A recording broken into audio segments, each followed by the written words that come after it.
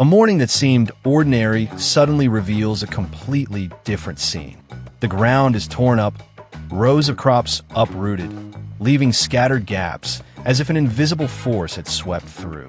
There are no signs of storms or machinery, only deep tracks pressed into the soft soil, stretching in a familiar direction. It points to one clear fact: the wild boar herd has returned, following the same route, repeating the same pattern night after night.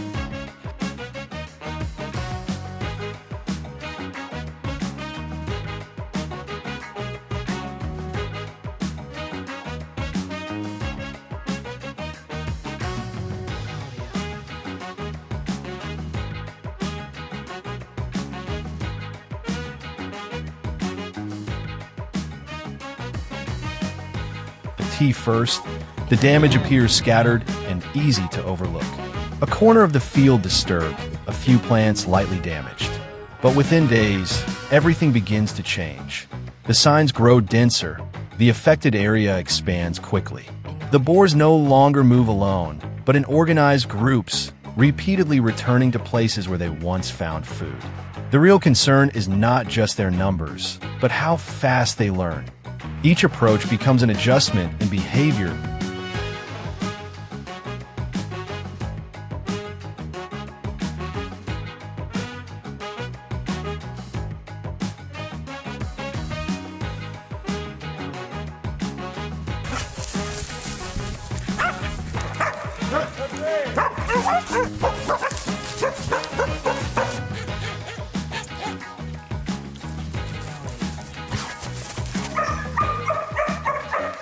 The pin-style traps begin to appear as a direct response to this situation.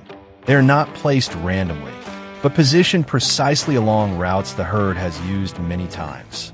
Strong steel frames form an enclosed space, large enough to hold multiple animals at once. This is not just a trap, but a calculated stop point based on the movement patterns of the entire group.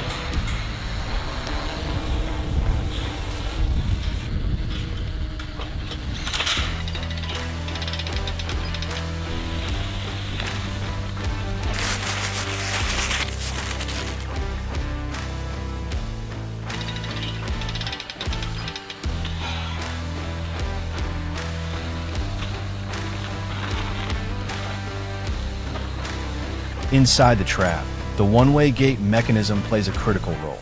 As the boars enter, the gate opens naturally. But once they pass through, it locks automatically, preventing any return. This does not trigger immediate panic, allowing the herd's behavior to remain stable in the first moments, giving other animals time to follow inside. There you go, female goat, another female.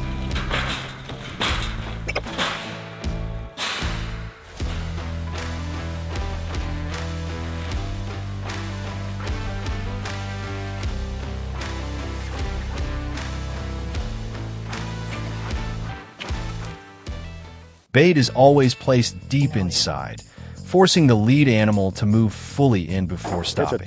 When one begins to feed, the others quickly follow. This chain reaction increases the trap's effectiveness. In a short time, multiple animals can be contained without any direct intervention.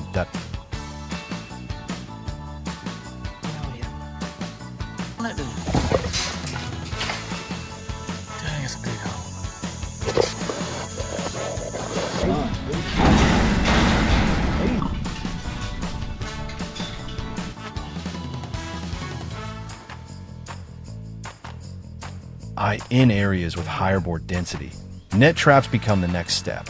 No longer limited to a small space, the system expands to surround an entire feeding zone.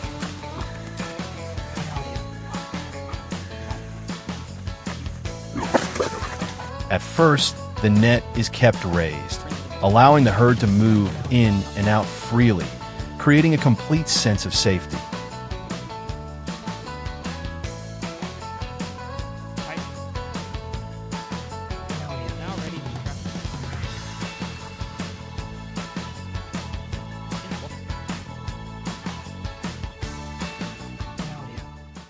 Over several days, the herd forms a new routine: enter, feed, and leave without danger. When their alertness drops low enough, The activation moment is chosen. The net drops all at once, covering the area in seconds and capturing the entire group with no chance of escape.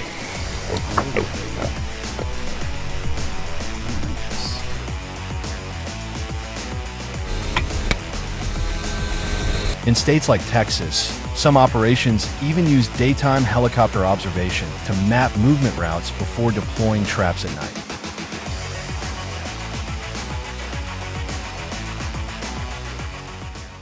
However, in situations where individual animals must be handled quickly, snare traps are still used. Cable loops are hidden beneath a thin layer of soil, placed exactly along familiar paths. When a boar steps into position, the loop tightens instantly, fast, precise, and nearly silent.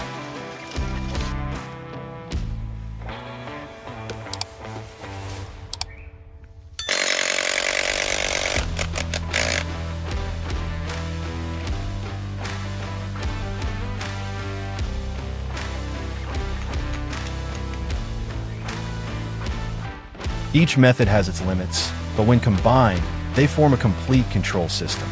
From holding entire herds in pin traps, covering wide areas with nets, to precisely targeting individuals with snares, all approaches follow the same principle. Not direct confrontation, but using the animal's own behavior to control it effectively.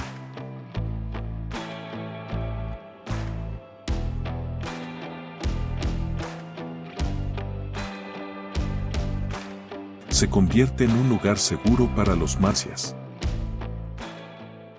This is a quiet process that demands patience and constant observation. No method works if placed in the wrong location or at the wrong time. But when every factor is calculated correctly, traps not only reduce damage, but also help restore balance. And the question remains, can humans always stay one step ahead, or will they continue adapting to the ever-changing behavior of wild boar herds?